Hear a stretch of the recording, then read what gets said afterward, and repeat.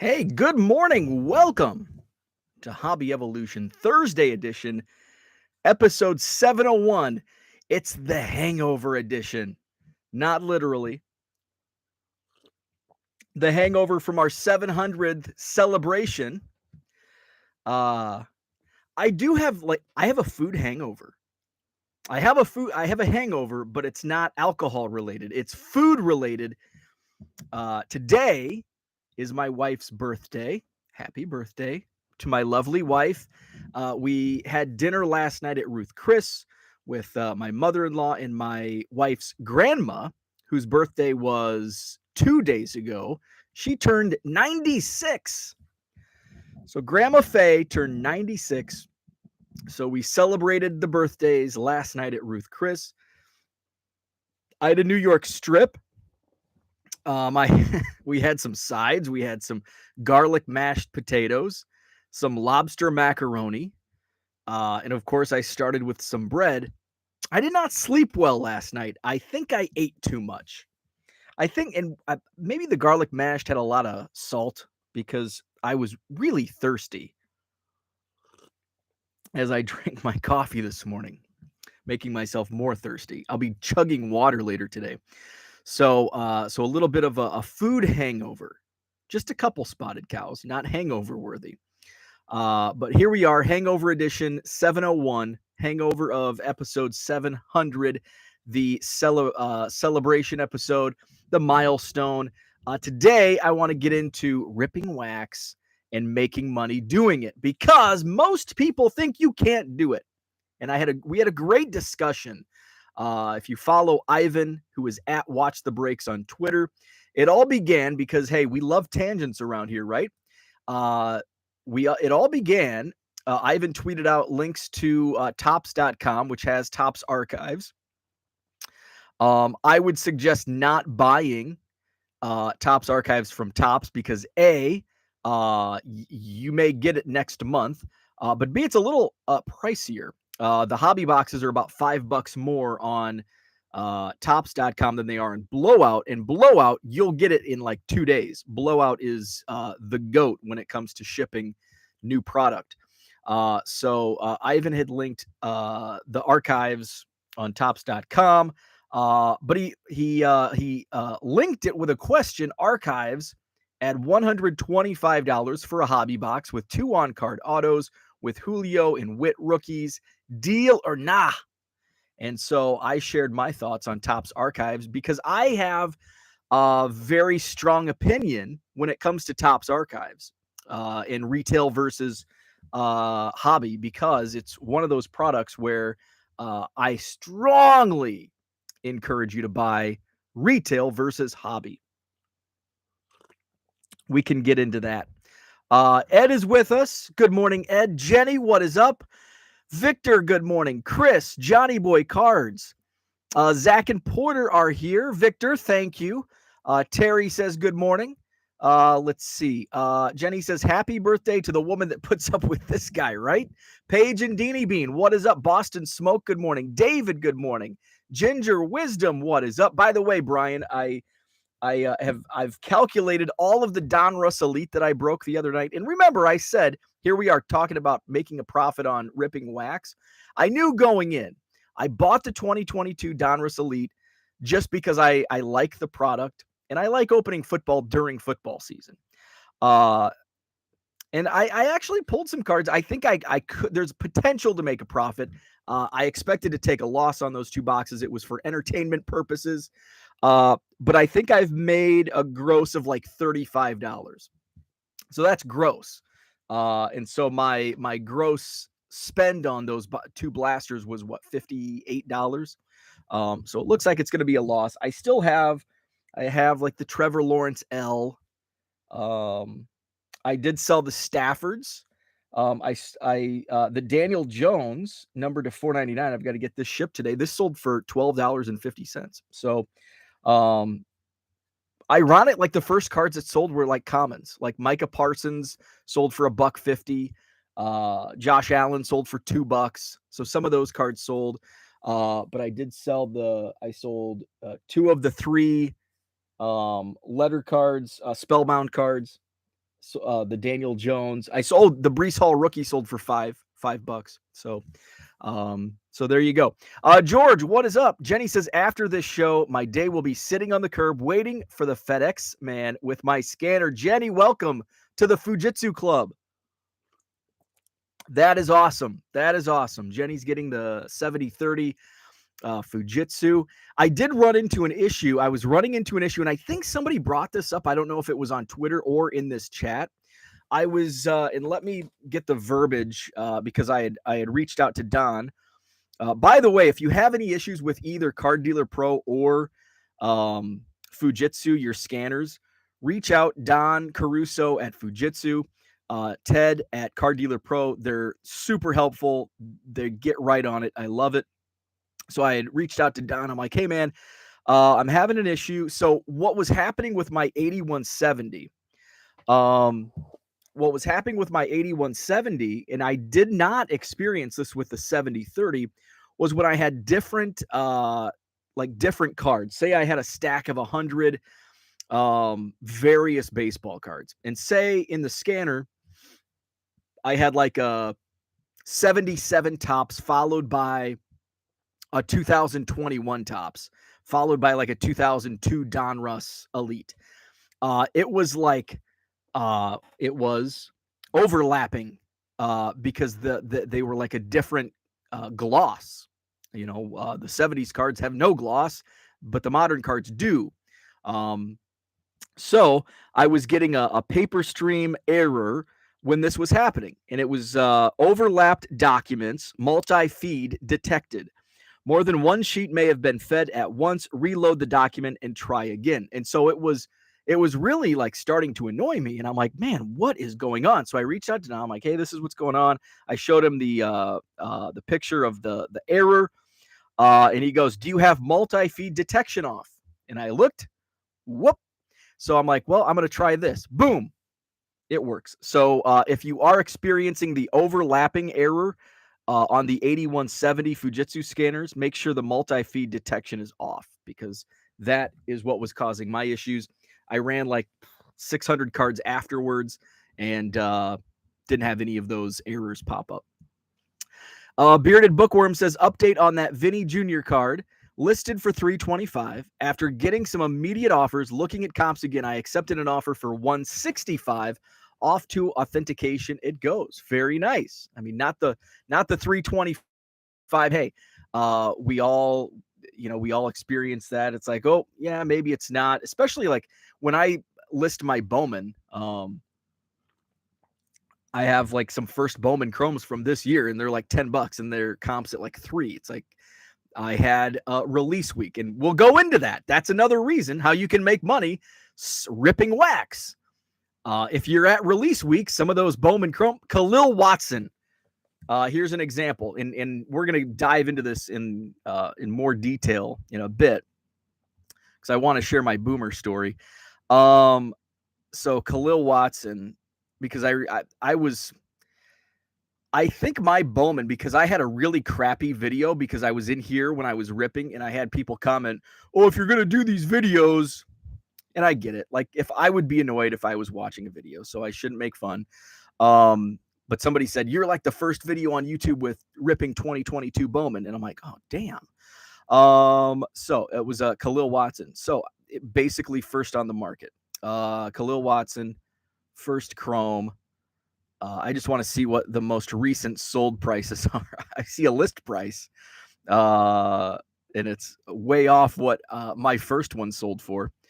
Khalil Watson, raw Chrome, listed for $1.99 with 50 cents shipping, and it sold on a best offer.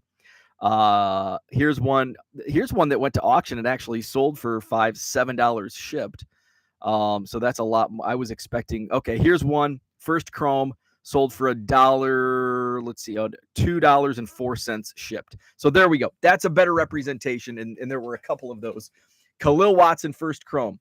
Last few comps in the $2 to $3 range, we'll say shipped. Release week, $22. $22.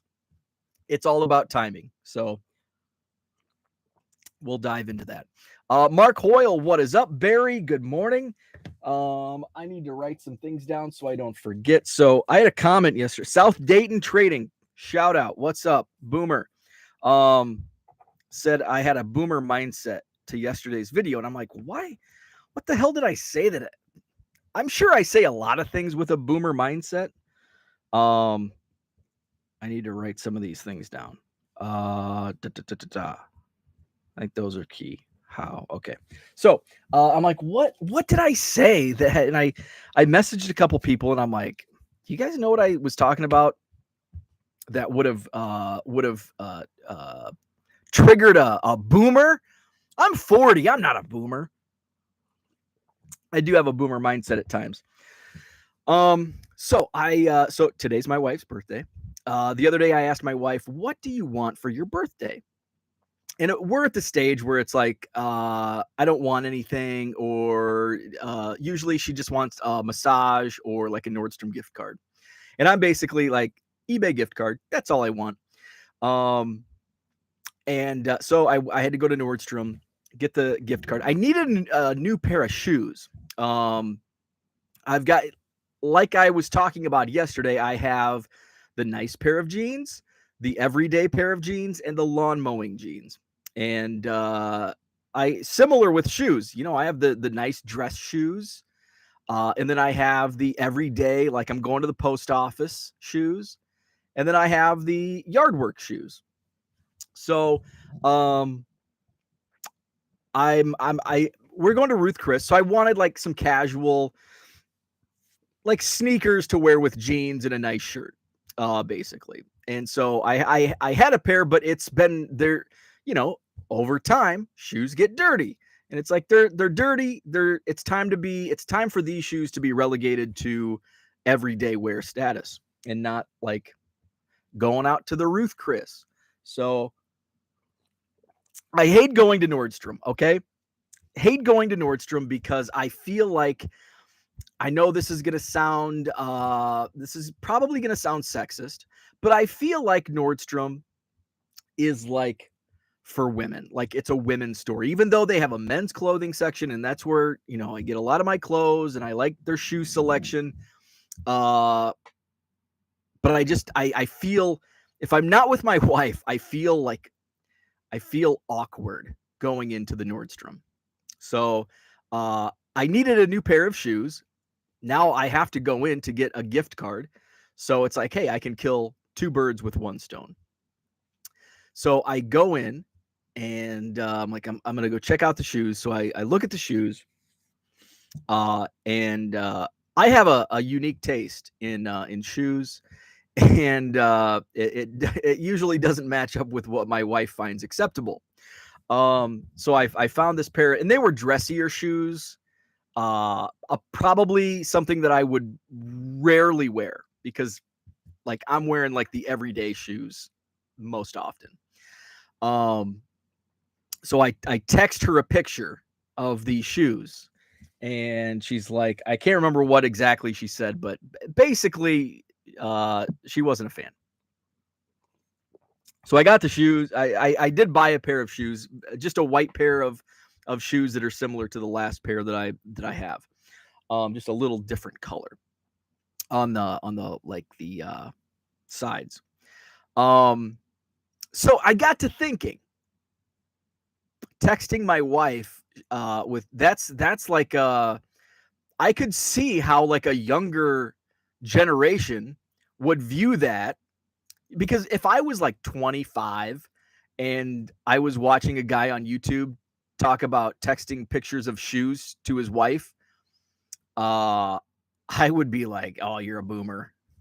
And I know we say that like disparagingly. That's what's tough about my generation. Talking about my generation. That's what's tough about my generation, the 40-year-olds, because the boomers think we're millennials because we're younger, and the younger kids, the millennials, think I'm a boomer because I'm older, because I'm the older generation. But we're just hanging out, just having a good time, living life. So I got to thinking, what the hell, boomer? So I bet, and I don't know, South Dayton, if you're listening,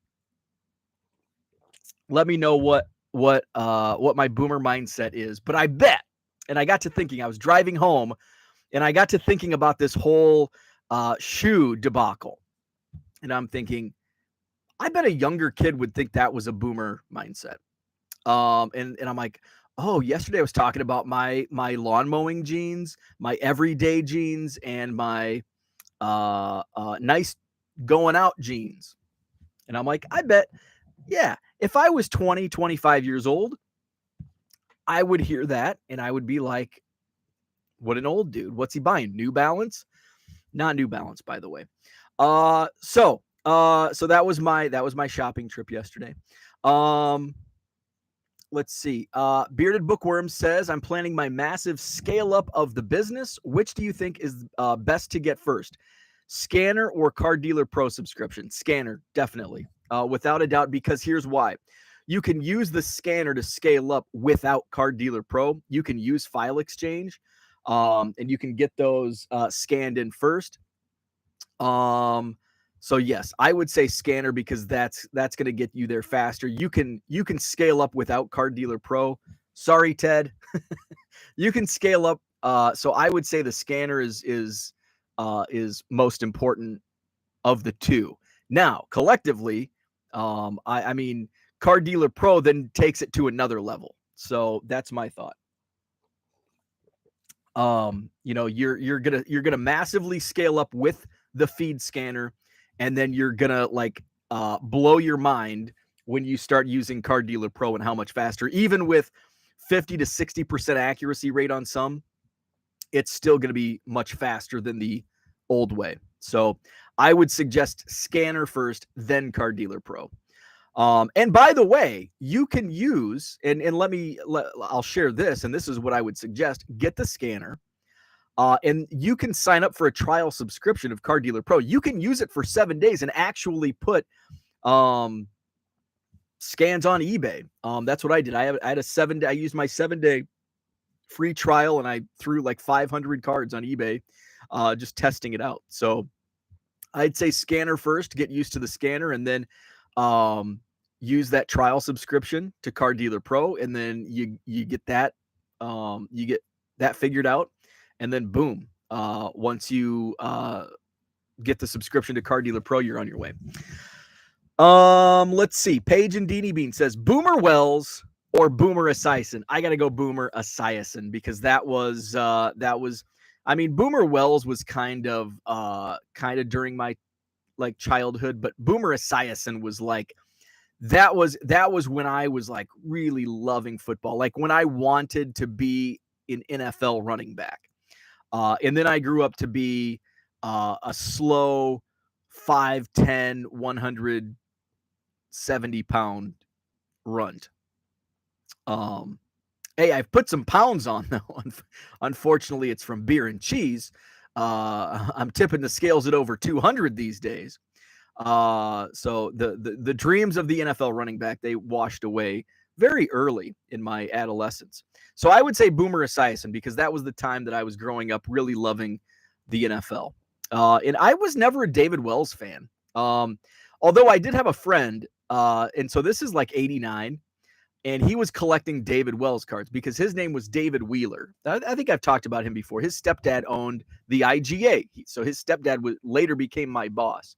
And he collected David Wells cards in 1989 when David Wells was just this no-name player. And I'm like, why are you collecting David Wells? Well, he collected David Wells because they shared a first name and they kind of shared a similar name, Wheeler and Wells. So, but I was never really a Wells fan. Let's see. Although his book is pretty good. I can't remember. It's the cover has him on a Harley, I think. Let's see. Where are we at? Mark says, you're not even close to Boomer age-wise. I just barely make it. Jenny says, that's not sounding sexist. I feel like Fleet Farm is the man's mall. I think they actually call it the man's mall. I can still smell when you say Fleet Farm. We didn't have Fleet Farm where I grew up. We had they all sound the same. We had Farm and Fleet, and then also Farm King. And then in some areas there was Rural King. And up here we have both Fleet Farm and Farm and Fleet. So Farm and Fleet, I can still, because I grew up. My dad, and I shared this where it was in a chat. I shared this yesterday. In high school, I was in one of the ag machinery or mechanics or some ag class that I had no business signing up for because I am not mechanical or anything close to being in those classes. I guess that's where you learn, right? I built a bookshelf. We had a woodworking project in ag class, and I built a bookshelf. I built a bookshelf, and it was basically like two boards, and I like nailed them together. I received an F on my on my bookshelf. Now, let me further explain to you my history. My dad built the house I grew up in. He created the floor plans and then built the house with his own two hands. He had some help with the electrical, thank God, but he did most of the plumbing himself. He roofed it. He did everything. And here I get an F making a bookshelf. So there you go. I did take an ancestry DNA test. It does match up. I was not adopted. So if you're wondering, it's just sometimes that's how it goes. I'm 40. I'm a man. Man, Mike Gundy. How old's Mike Gundy now? He's not 40 anymore. If I'm 40, man, I was in my 20s, I think, when Mike Gundy was 40 and a man. So he's got to be closing in on 60 by now. Boomillennials. There you go. And I share traits of both boomers and millennials. So I can see how one person may view me as a boomer, and the next person could view me as a millennial, because I do have traits of both, and I think that's just, I think everybody probably does. Fall Creek, what's up? Good morning. Jenny says, my dad will walk into the room holding two shirts and ask which one he should wear out to dinner. Same. If it's out to dinner, I'm okay. Like I can handle the dinner apparel, but it's weddings where you have to where you throw a tie into the equation. That's where I need to text my wife or show my wife, okay, can you come pick out what I'm going to wear? Because I don't know what's going to match. Let's see. They're literally both button-up shirts, pretty much the same color. Zach and Porter says, I find that the generations that rip on other generations are typically the most sensitive to feedback generations.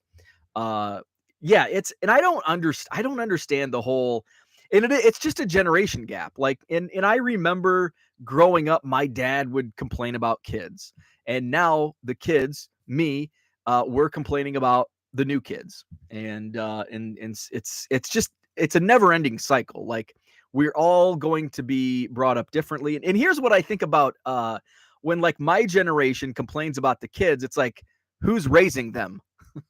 Who's parenting them? Our generation. We are to blame.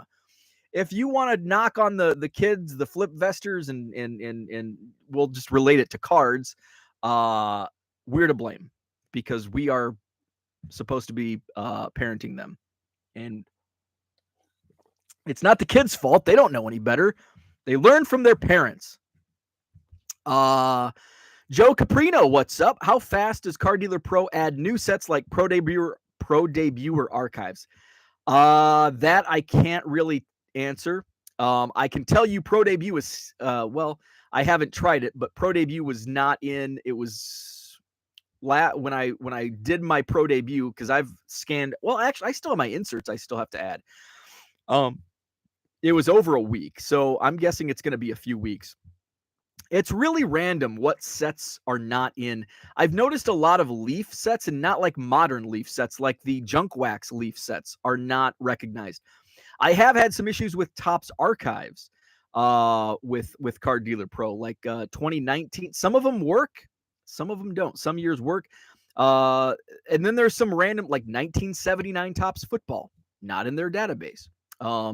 So I do, if Ted's watching, I do need to send a list. I don't know if it's going to help, but just any sets that I start seeing over and over that are not being recognized, to shoot over an email. Card Hobbyist says the generational culture war has gone on for, well, generations. Yep, it's never ending. Paige and Deanie Bean says, agreed, the participation trophy generation is extremely sensitive. Let's see. Where are we at? Bearded Bookworm says, I used the free trial using my phone for the picks instead of scans. I think it was during the modern NFL issues, and I think there still might be some modern NFL issues. I'm not sure what's going on with that. Fortunately, I'm like baseball heavy, so I haven't had to really. It hasn't made me pull my hair out too much. Fall Creek says, speaking of jeans, I picked up my 15-year-old daughter from school yesterday. Not one pair of jeans on anybody. Most wore sweatpants or what I call gym shorts. And I think, even when I was growing up, I always wore jeans. I even wore khakis sometimes to school. Actually, they weren't I will take that back. They weren't khaki. They were like the gosh, what are they called? Like carpenter pants or there's like 77 pockets, whatever those are called. That's what I wore in high school. But I think I wore jeans. I can't remember if sweatpants were. I think the girls, when I was in high school, late 90s, I think the girls were like more into like the sweatpants. The guys wore jeans mostly. I don't remember ever wearing gym shorts to like school though. I wore gym shorts a lot. And I think the 90s were big on gym shorts because I think the Fab Five kind of created that style of the baggy basketball shorts. So those were big. And I think I probably did wear gym shorts quite a bit, especially probably junior high around that Fab Five time. John says, when we had field day at school, I rarely won a medal. I did get my braces knocked off by a kick to the face. The 70s. Fierce competition. Paige and Deanie Bean says, Boomer Wells wore Babe Ruth's game hat during one of his starts. Oh, that's right. Yeah, that's right. John says, interesting how athletics is participation, yet the classroom still judges by outdated criteria. My father was an accountant. I suck at math. There's skippage. Definitely. Brian is 32, 3 kids, wear New Balance. There you go. Hey, sometimes it's all about comfort. Chris says, I was born in 84, wife in 82. I know a lot of 82 to 84 kids. They're in between like you. Yep, 82 here. And it's just kind of like it's like a mixed. We're mutts. I think late 70s to early 80s if you were born, and they even have a term, and it's like if you were born between like 1977 and 1985, it's a micro generation. I don't know if they call it Generation Z or Zennials. I can't remember, but there is, because we don't really fit millennials and we don't fit Generation X. I keep forgetting about Generation X, the Xers, because there was basically it's millennials. I don't even know what this current generation is, if they're still millennials or not. And then you had Generation X, and so we fit like we were like on the outside of Generation X and like on the border of millennials, but I don't know. It's kind of because we're on like the young scale of what would be Generation X and the old scale of millennials. So we're like right on that border. Nobody wants us. Max says people actually parent their kids now, ? I thought that's what daycare and school is for. And the iPad. Don't forget the iPad. We were at Ruth Chris last night, and I know it's Ruth. It's like a steakhouse. It's dimly lit. It's probably super boring for like a 7-year-old, but there was a table next to us, and there was a kid just staring at a screen with an iPad. I don't know. Is that a thing? I mean, I don't go out to dinner that much, but but what's a kid gonna do at like Ruth Chris with like 5 other adults? Be bored to tears. So I guess I can't blame them. I wish I had an iPad if I was in that situation as a 7-year-old in the 80s. Abraham, what is up? Good morning. Terry says, I noticed that my Leaf card are identified as Donruss, but the Leaf card is a choice if I do the manual search. That's interesting. And yeah, I think I've noticed that on like some of the 80s Leaf cards, they come up as Donruss, and there was O-Pee-Chee. O-Pee-Chee can be tough. Like it bounces back and forth between Tops and O-Pee-Chee. Cargo pants. Thank you, Fall Creek. Jinkos. Oh, I've got a funny Jinko story. So Jinkos were really popular in the 90s when I was growing up in junior high and high school. I was a Jinko jeans guy, but I wasn't like the Insane Clown Posse Jinkos where they're like super bag. Like I was into baggy jeans, but like respectable bagginess, not like tripping over the ends of your jeans. So Jinkos had like super large pockets, and we had homeroom, and our homeroom was a little different. I think most schools have homeroom like first thing in the morning. So our homeroom in high school, AHS, our homeroom was like right before lunch. It was like 11 o'clock, 11:30, somewhere in there. So it might have been my senior year, my homeroom was in the home ec room. And so there was a classroom portion, and then there was like a large chalkboard, like one of those like that you can move around the room chalkboards, and that like separated the classroom from the kitchen. And so when it was like homeroom, the teachers didn't want us going into the kitchen because we had no business being back there. So for some reason, somebody discovered that there was pop in the refrigerator in the kitchen. And you can put pop in Jinko jeans. So somebody was back in the it's like snuck under, like, because the troublemakers always sat in the back. Guess where I sat? Yeah, I sat in the back. And so one of my friends, I won't name names. I don't know who the guilty party was. I'm sure all of us were. I know I was, because that's where the story's leading. So somebody discovered, hey, there's Pepsi and Mountain Dew in the refrigerator. So somebody goes back and like sneaks back into the kitchen. The kitchen lights are off. So, and then you have to open the door ever so gently, because if you just swing it open, that refrigerator light's going to beam out into a dark room, and Mrs. Poole is going to be up at the front of the room. And Mrs. Poole was kind of like Marcy from Married with Children. And she would, when she would get upset, I can't, she had such a high pitched voice. I can't mimic it. I'll work on it though. Maybe I'll come back tomorrow. Mrs. Poole and I, we did not get along very well. So one of my friends goes back there, and he's filling his pockets with Pepsi and Mountain Dew.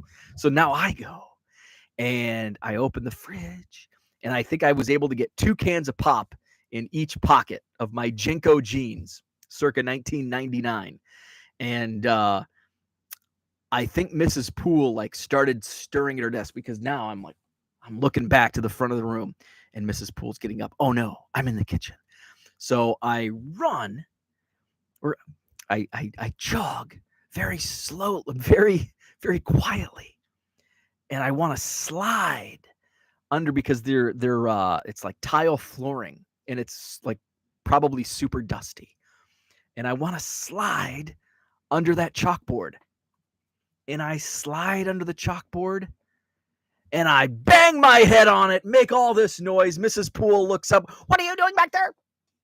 I don't think we got caught actually taking the pop, but I definitely got caught doing something I wasn't supposed to be doing.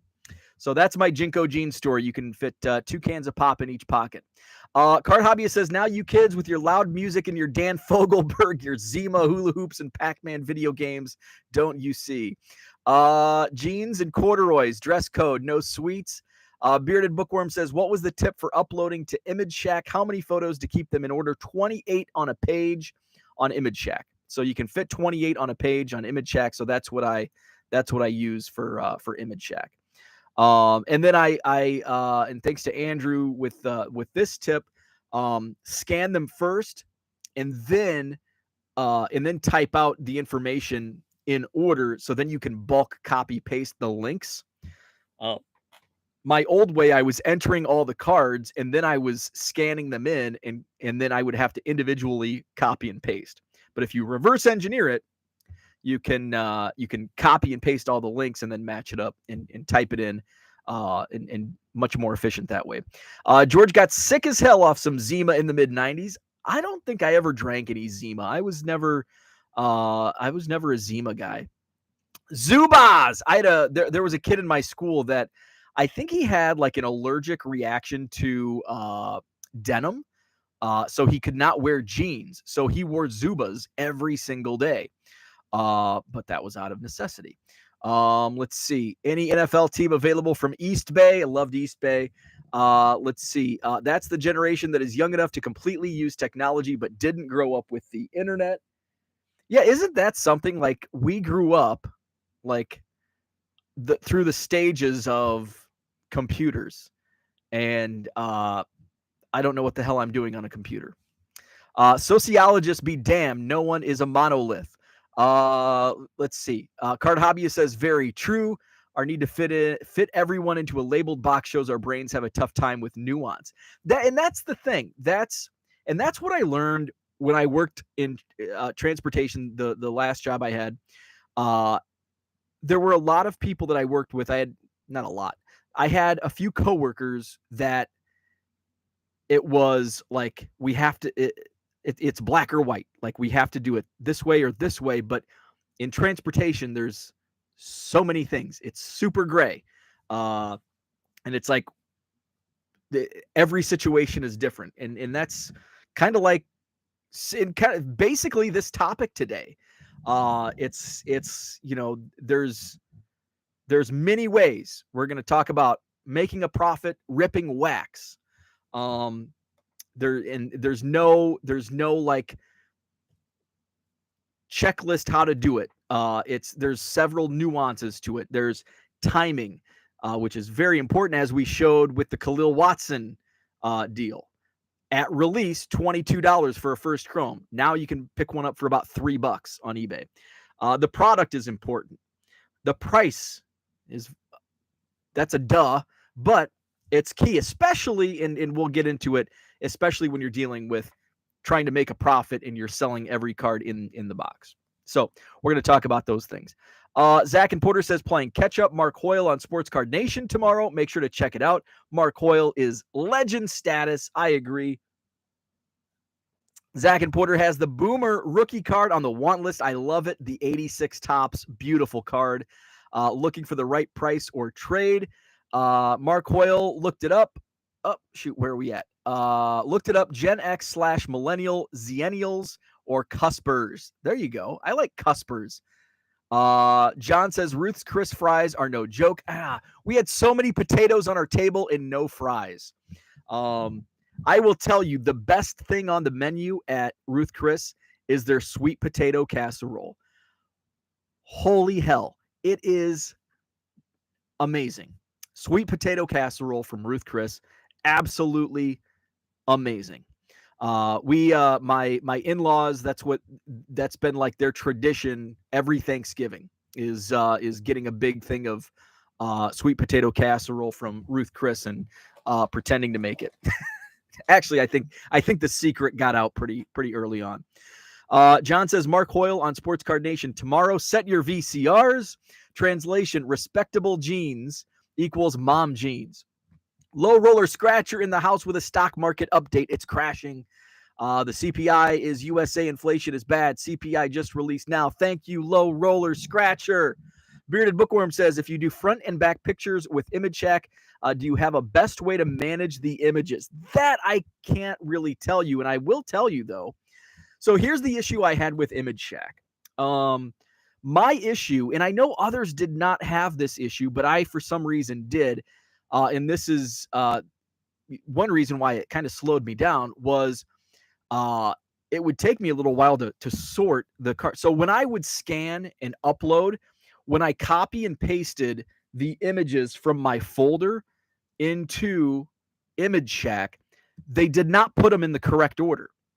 So I would have to then go to Image Shack and be like, okay, here's the Daniel Jones, here's the Jaden Hazelwood, and I'd have to go back and find and then put them in order so then I can list them in that order. Car Dealer Pro, boom, perfect. Haven't had one issue with the copy and paste job on the images into Car Dealer Pro. They come up in correct order. Yesterday, here's another side. Yesterday, I had like the last, I think there's one box from the last Goodwill pallet from my most recent Goodwill pallet. The last box in my car now is, I think it's just NASCAR stuff. But the last like sports box had 89 and 90 Donruss in there. So I come across and there's like a couple Greg Jeffries, so I'm going to put those aside. Those will move at $1.50. And I come across the Alex Madrid. Now, Alex Madrid was like, had a cup of coffee with the Phillies, and he had an 89 Donruss card. And if you look up 89 Donruss Alex Madrid, there's at one time I was actually selling Alex Madrid 89 Donruss cards for $5 to $10. People were buying them. I don't know why. Well, I do know why. There was it's basically the bridesmaid to the 90 Fleer Uribe, basically. So, and I think a lot of it surrounded the no dot after the INC. So on the back of an 89 Donruss, it says copyright 1988 Leaf Inc.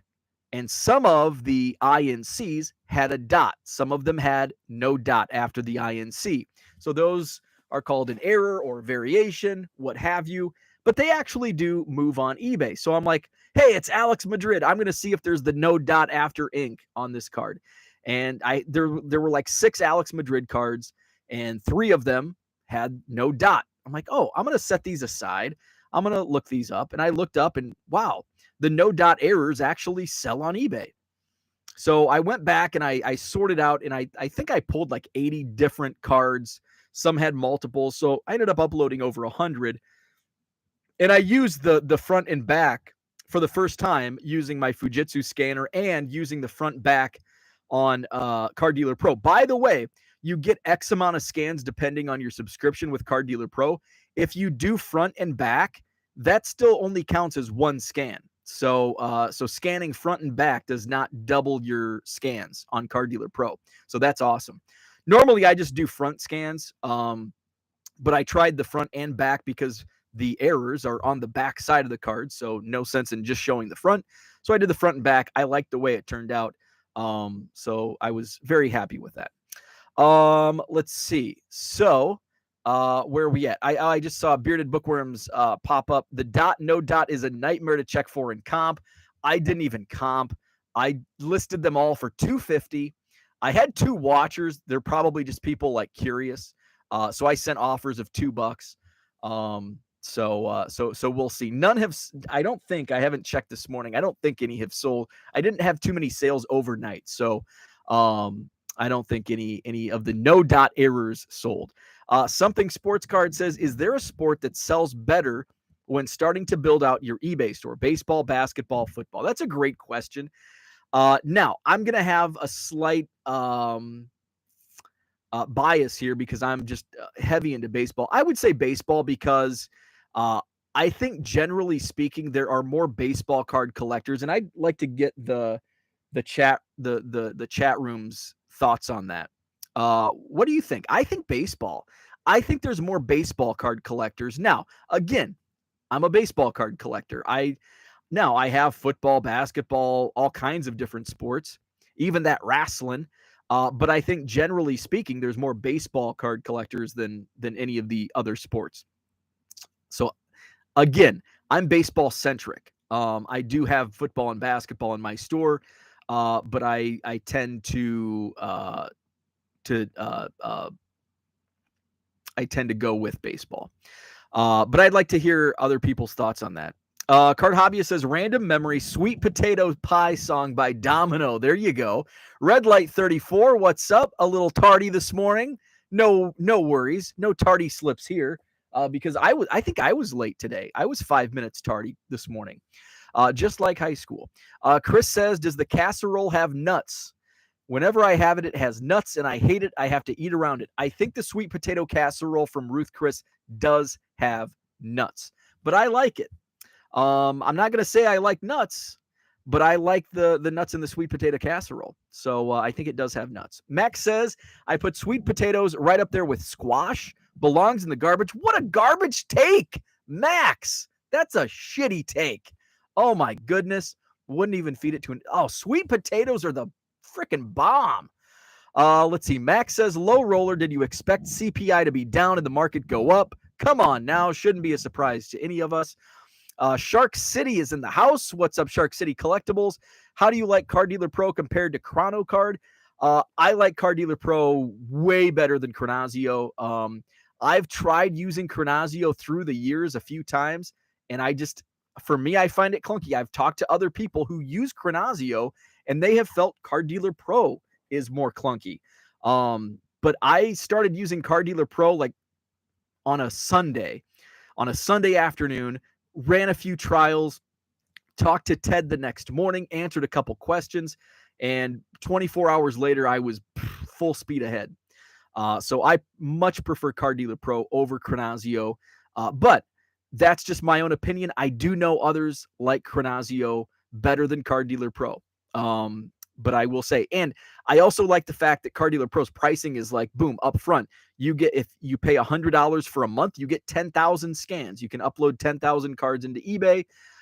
With Chronazio, it's connected to eBay, so it's like if you don't sell the cards, you still have to pay for the listings, so you don't really get the monthly allotment that you can with Card Dealer Pro. Kyle, what's up? Hope you get that NASCAR stuff listed soon. NASCAR to me is like Cubs to you. Interesting. I'll see what's in. I think there were some top-loaded NASCAR cards, but I don't know the market on the NASCAR. Let's see. Bearded Bookworm says the dot no dot. Oh, we just talked about that. Is a nightmare to comp and check. Can you buy extra scans a la carte? Yes, you can. In fact, let's bring this up. On Card Dealer Pro, you can. I'm not well versed with Chronazio, so I can't offer any thoughts on that as far as scans. But let's see. Let's go to dashboard. Let's see. My computer is a little slow, but what's new? Oh, that is my dashboard. That's an operator error. Okay, here we go. Let's see. So, you can buy additional scans. So you can buy an additional 1,000 scans for $20. You can buy an additional 10,000 scans for $100, which that's the monthly rate. So yes, you want to buy an additional 1,000, $20, and you can go all the way up to. Is that $1 million? I think that's $1 million. Let me count the zeros. 1, 2, 3, 1, 2, 3, 6 zeros. That's $1 million, right? There's a comma. 1 million. So, for $5,000, that's a lot of scans. That's a lot. That's a lot of insertion fees on eBay. Let's see. David, what's up? Good morning. I agree. Baseball has the most potential customers. Terry says, I think if you keep scanning the backs, you will get a sales increase. That's an interesting thought. Maybe I'll do that. Because I do want. We're over 60 viewers. I think this is close to a record. I think I've only got into 60 live viewers at one time on a couple of occasions. That's a great thought, though, Terry, because I do on occasion have many people ask for scans of the back. So I think you're probably onto something. Shark City says, I sell probably 50% baseball, 20% football, 20% basketball, 10% hockey, and other. I'll have to go into my store and see what my breakout is for each sport. I mean, it's definitely baseball heavy, totally baseball heavy. Jenny says, depends when you start your store. If you start today and load 2,000 hockey, it will sell like hotcakes because the season just opened. Paige and Deanie Bean says baseball. And yeah, and Jenny's right. Like right now, if you start loading it up on baseball, sales may be a little slower because baseball season's coming to an end, while football is right in the middle, and basketball. I'm starting to see some, and I don't list basketball too often, but I'm seeing a jump in some of my older basketball listings. Abraham says, what does Abraham say? More baseball primary collectors for sure, including myself. So I think the consensus is baseball. Shark City says I deal mainly in vintage and Hall of Fame players and rookies. Modern, I just do current stars and rookies. Card Hobbyist sells more football, but I have more football listed than baseball. And that's kind of what I sell way more baseball, but I also have a significant more amount of baseball listed in my store. John says, remember, wrestling isn't a sport. Bearded Bookworm says, I checked Terapeak. The big three are pretty steady throughout the year. No big peaks or valleys. If I remember correctly, it went baseball, football, basketball as far as number of sales. I haven't played around with Terapeak. Bearded Bookworm, is there like a ranking of like I'm curious on like sales by user, and I'm sure that's information that eBay doesn't really want to share. But I'm just curious, or even if it's like rank, I'm just curious because some of that motivates me, and it's like, ooh, I want to climb up a couple spots. Card Fellas says, good morning. Congrats on over 700 shows. Thank you. I appreciate that. Max says, sorry, probably just part of my upbringing. First time I ever tried it was in college at Madison. Took one bite and didn't even swallow it. Also, I don't picture you as a troublemaker in school. I was voted most mischievous in my senior year. I was most mischievous. I wasn't really like I caused trouble, but not like in the sense of I wasn't like destroying property. I wasn't like a bad kid. I was just a mischievous kid. I would steal pop out of the refrigerator. I would talk in class. I was a class clown. I talked a lot. Can you believe that? I talked a lot, which led to mischief at times. But no, I wasn't. I wasn't like a bad kid. I was just. I was a button pusher, and I know which buttons I could push, and I knew my boundaries. Mr. Barsman, you didn't mess with Mr. Barsman. I'm still Mr. Barsman. I'm still afraid that he's gonna somehow find this video and hear me mimicking him, and he's gonna come like snap my neck. Mr. Barsman. But Mrs. I can't do her voice. It's been so long. Mrs. Poole, I could really push her buttons. Mr. Tates, I knew when to push his buttons and when to, okay, I've gone too far. So I knew whose buttons I could push and when to push them. And I towed that line. Between getting away with it and mischief. Weaseling is a close optional athletic soap opera. I really liked Chronazio, but the higher price drove me away. Wrestling, Shark City says that's good to know on their pricing since I don't like the rollover price each month if card does not sell, especially since I have like 14K listings. That's one of the big things and I didn't even realize that until after the fact, after I ended up deciding to go with Card Dealer Pro. So had I looked into it further, it would have been like, that would have been a hard pass initially anyway. Baseball card curmudgeon, what is up? Good morning to you. Zach and Porter says baseball primary, but football is surging as I collected very few football cards during my original run. I have more fun memories watching football growing up, so the nostalgia pull is strong for me. I'm kind of along with Zach because in between like 1988, basically most of my childhood, I was a much bigger football NFL fan than I was baseball. I was a huge Bears fan. Like when I see like that bulk Chicago Bears 3 monster boxes I bought at the card show in Green Bay a few months ago, like that was just totally nostalgic, 85 tops, 86 tops, 88 tops, action packed. Like all of these cards was just super nostalgic for me. Pepino Man, I did that age 60. Let's see, where we at? Cooter says, good morning. What's up, Cooter? Stayed up late watching game 7 of the 1952 World Series on YouTube. Was rooting for Brooklyn to pull out a win this time. Zach picked up a Pippen second year and a Rodman Bulls card from the recent Dime Box run. I'm sure over time I will dabble there too. That's an awesome. Like I would be picking those out all day. Colin Murray, photo of back is essential. eBay wants at least 2 photos. Looks better. I thought like the algorithm liked like 3 or 4. I thought there was a number more than 2. I know the algorithm likes the more photos, the better. But I do agree. And I think now that we're talking this out, I think I'm going to follow the lead here, and because it doesn't cost me additional scans. It just takes a little bit longer to scan because it's scanning front and back. But I think it's worth it. So I think you guys are definitely onto something, and I'm going to put that into practice. Pepino says a lot of pet peeve videos complained about no scans of the back of the card. Interesting.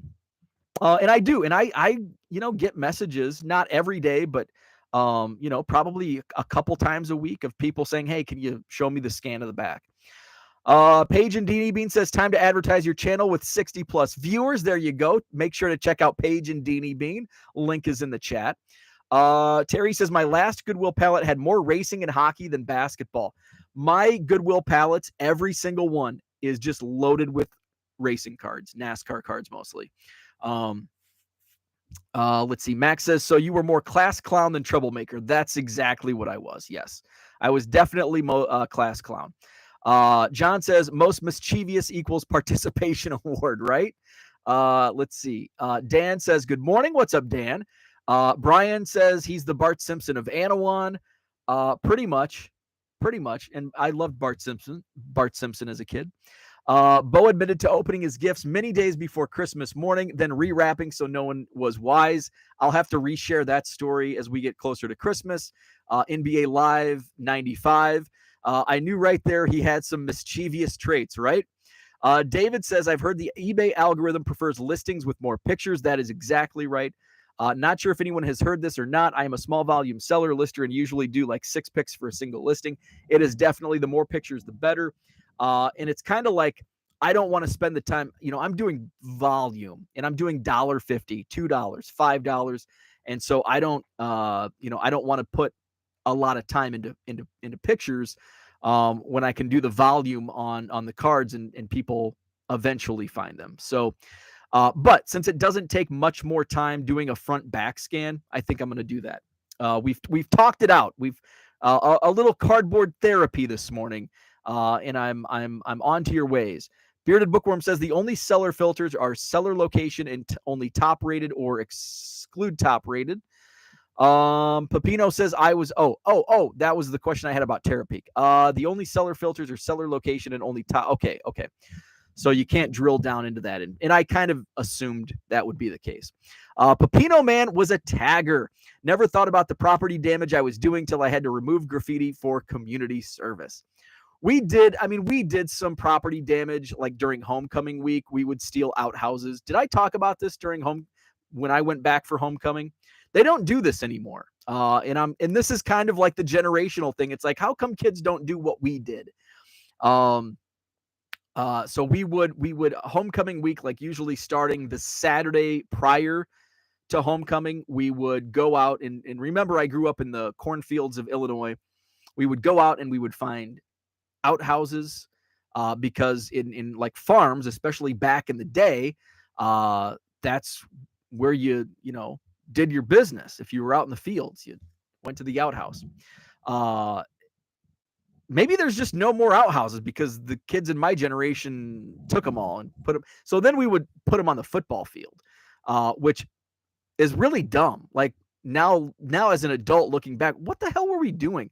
Because I remember one year our football coach was pissed because we put an outhouse, and most of them were like fully, erect, not falling apart. But one year we put like a really falling apart outhouse on the 50-yard line of our own football field the week of our home football game, dumbasses. And it was falling apart. And so Kenny Morgan was he was our groundskeeper Willie at Anawan. And so groundskeeper Kenny, we actually called him Groundskeeper Kenneth. So groundskeeper Kenny would like take the tractor or whatever and lift it up, and whatever was a falling apart outhouse, and so it left like pieces of wood all over, and that's not good on a football field, especially 2 days before football game. So we were morons. Let's see. Red Light says hit the like button. Paige and Deanie Bean says sometimes I feel like Bo reminds me of Ron Burgundy. Damn it, anything you write in live chat, go F yourself, San Diego. What's up? Max says, Bo, do you have a video of using the machine? Not yet. I'm still I want to wait until I get a new computer, which I'm perusing now. We're starting to get some of the sales. I just kind of want to wait until I see a good sale come along. Maybe there's not a good sale on a machine that I want, a computer machine that I want. So we'll see. Something Sports Card says front and back increases the AI identification of cards as well. Oh, that's something I didn't even think about. That's a great point. Kyle says, do you ever sell the NASCAR cards in bulk? I would be a buyer. I definitely would like to. I know Ken, Bean's Ball Card Blog, wants to buy some in bulk. My problem right now is I just have them all over the place. So, but yeah, I would definitely consider. And I know Ken has first right of refusal. But I've got a lot of NASCAR cards because I've now, instead of like putting them in bulk when I sell my like general bulk, it's like I got to keep the NASCAR cards aside for Ken. Card Hobbyist says class clown versus troublemaker is all perspective depending on what generation you belong to. That's a good point. Victor, the rookie card specialist, what is up? Good morning to you. I'll have to catch this one on the upload.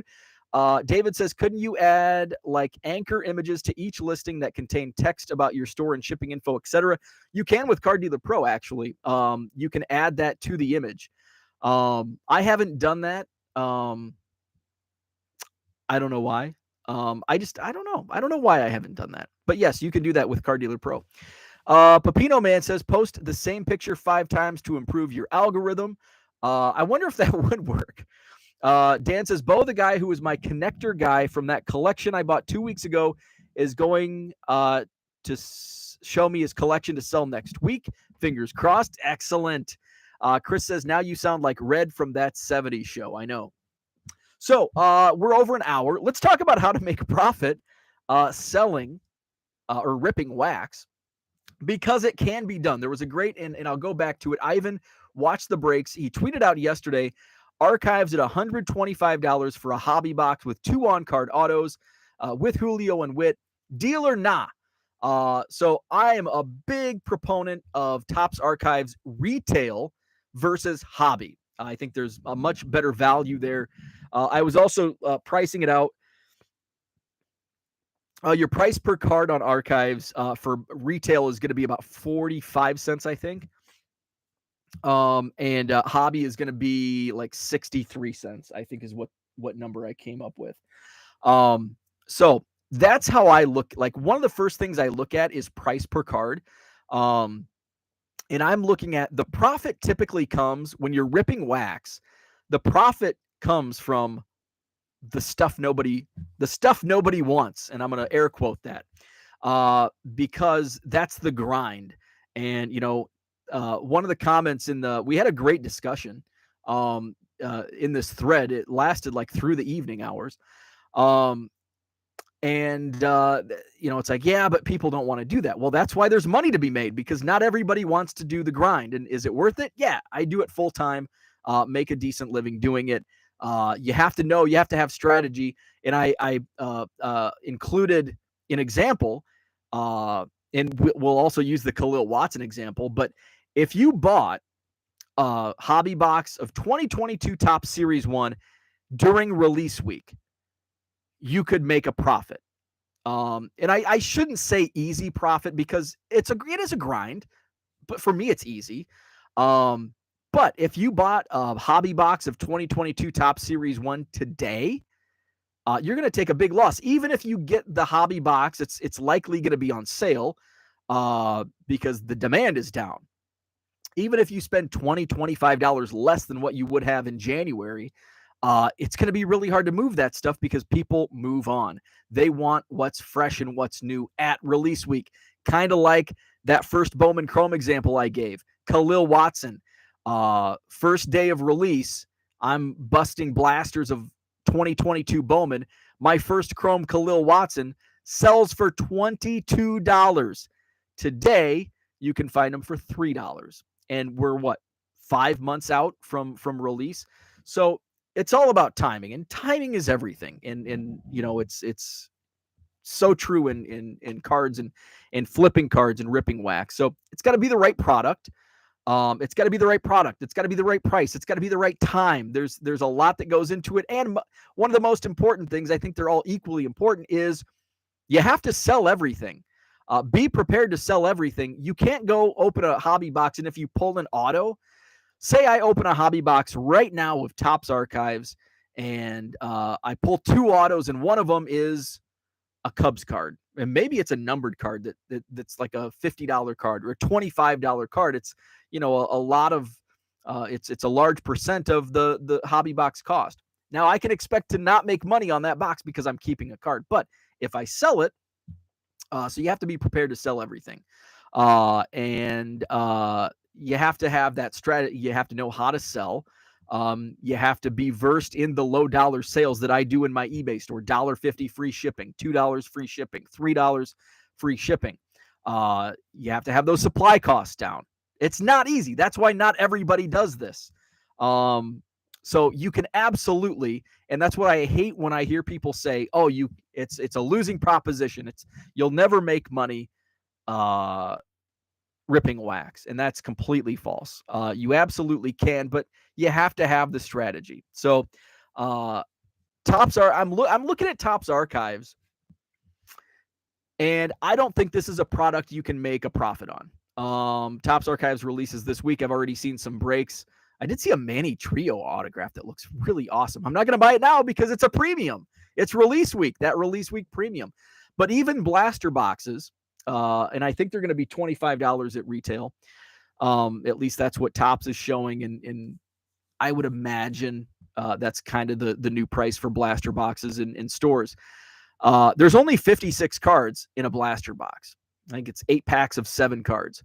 Joe got a Manny Trio and a Corey Patterson auto in a break last night. Oh, that's awesome. That's amazing. So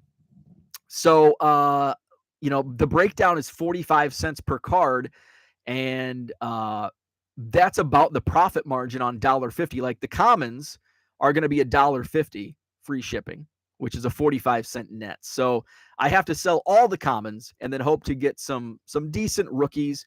At release, though, say I bought, and when I extrapolated the numbers out, it's like if I buy 4 blasters at $100, that's about what, 224 cards. And to net $100, that's going to be tough. That's going to be tough. You have to pull a couple of the big rookies, which I'm sure. I wonder, let's look, because we've got Julio Rodriguez. I'm sure he's the most, I bet his autos are selling right now. Topps Archives autos, I bet they're selling for $15 to $20. Let's see. 2022 Archives, Julio Rodriguez. So I don't think Topps Archives is going to be one of those products that you can make money on ripping wax. Julio Rodriguez, right on the money. Card number 375, $15 plus $1. So what's that? $16.50 was the last sale price. Let's see. That was a 92 version. Is that a short print? So here we've got, there's like 3. How many Julio Rodriguez cards are in Topps Archives? There's a 78 Topps version, and that one is selling for, one sold for 15 plus 4, $19 shipped. This one sold for $19 shipped. Here's the 92 version. That one sold for $19. And then I saw an international signing, must be an insert, and those are selling for over $40. So there you go. So if you sell now, like say you, and that's a base card.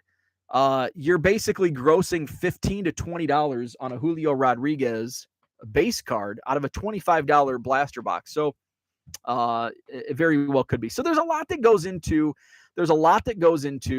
uh, ripping wax and making money doing it. I rip very little wax because for the most part, it is kind of a losing proposition. But there are products, and I'll just throw out some products. Bowman Retail at release. Now, I'm not saying 2 or 3 weeks later, but if you get it release week within the first couple days of release, Bowman Retail, boom, definitely. Bowman Hobby, no. Let's see what Topps Heritage Miners, Topps Pro Debut, boom, easy money because why?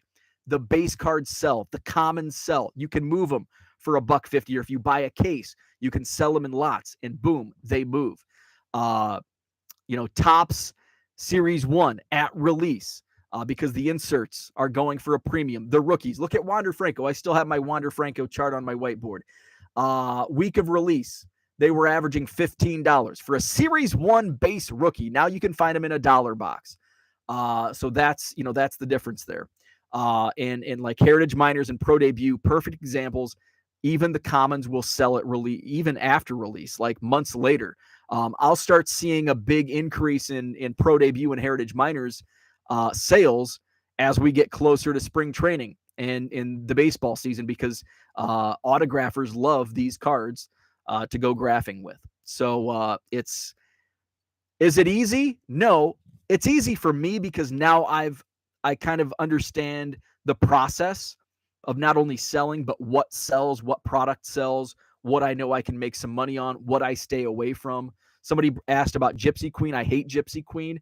I think it's a big losing proposition. Any Panini baseball products, losing proposition. You should see my, my Bowman, my Topps, my Heritage. Those just fly.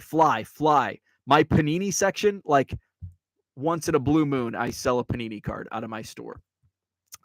Let's go to the chat real quick, and then I'll wrap things up. We're over 60 live viewers. Hit the like button if you're watching.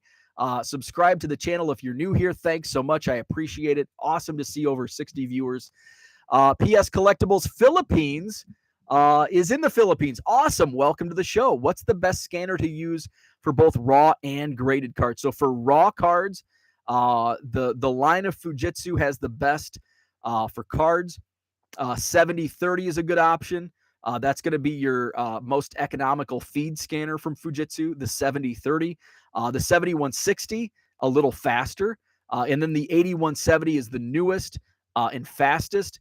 And it's also going to scan the top-loaded cards the best. As far as graded cards, I don't think the 8170, I don't think you can push a graded card through those. I could be wrong. But they have the overhead scanner. It's the Scan Snap from Fujitsu, and that's a great option for graded cards. So those are Fujitsu scanners. If you type in YouTube Don Caruso, Caruso, I've done a couple videos with Don, or go into my channel and type in Don Caruso. He's director of operations at Fujitsu, and he answers questions and provides some of that intel on their line of scanners, especially when it comes to feed scanners. Let's see. Card Hobbyist says at PS Collectibles, that is the extent of my tag along. Let's see. Pepino Man says, if I need money, I dance for the double cougars at the retirement home for spare change. Joe Caprino got a Manny Trio and a Corey Patterson auto from Archives. I saw that somebody posted in a group chat, in a Cubs group chat I'm in on Twitter, and I saw that Manny Trio. It's a must-have for my collection, so I'll be shopping for it if it's at a decent price right now. But Archives autos comes down so fast. I know when Pat Hughes was in, and Pat Hughes is still somewhat of because it's not like Pat Hughes has an autograph in every release. He's the Cubs play-by-play announcer on radio. Let's see. I'm going to look up Manny Trio Archives auto. It's just a beautiful, and I think is he in baby blue, the baby blue uniform? Yeah, he's in the baby blue. Let's see. Let's do a buy it now. A lot of auctions on this. Any buy it nows? They're probably going to be more than I want to pay. Yeah, the lowest is $20. I'm not going to pay $20 for a Manny Trio, although it's a really sweet card. Let's see. Blaine, what's up? Only 2 products I made money opening this year: Bowman U and Merlin Soccer. Very nice. Card Hobbyist says, I'm too much of a procrastinator to get in on the making money with the initial hype of any release.